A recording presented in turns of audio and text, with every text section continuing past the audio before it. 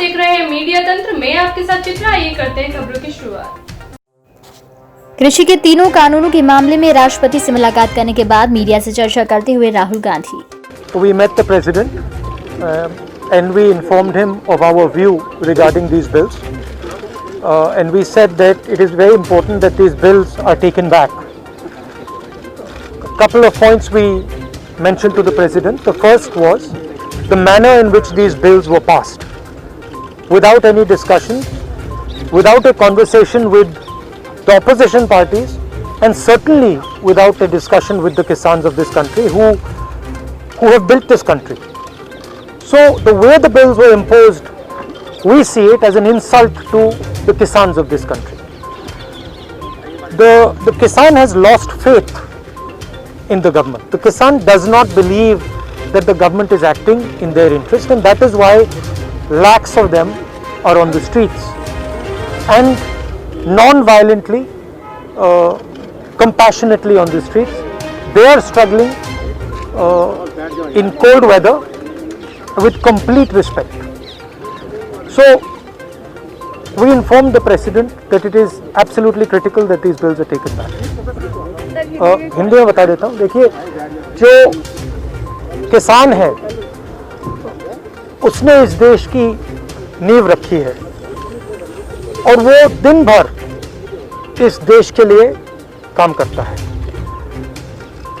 ये जो bill pass किए गए हैं, ये किसान विरोधी बिल है।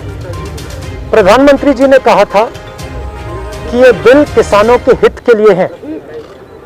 सवाल उठता है कि अगर ये बिल किसानों के हित में है तो किसान सड़कों पे क्यों खड़ा है? किसान इतना गुस्सा क्यों है? क्योंकि इन बिलों का लक्ष्य प्रधानमंत्री जी के मित्रों को हिंदुस्तान का जो एग्रीकल्चरल सिस्टम है वो पकड़ाने का है और किसान इस बात को बहुत अच्छी तरह समझ गया है।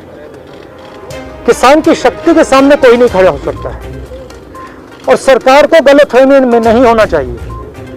सरकार को ये नहीं सोचना चाहिए कि किसान हट जाएंगे, डर जाएंगे। किसान, हिंदुस्तान का किसान डरेगा नहीं, हटेगा नहीं जब तक ये बिल रद्द नहीं कर दिए जाए। सरकार को गलतफहमी में नहीं होना चाहिए।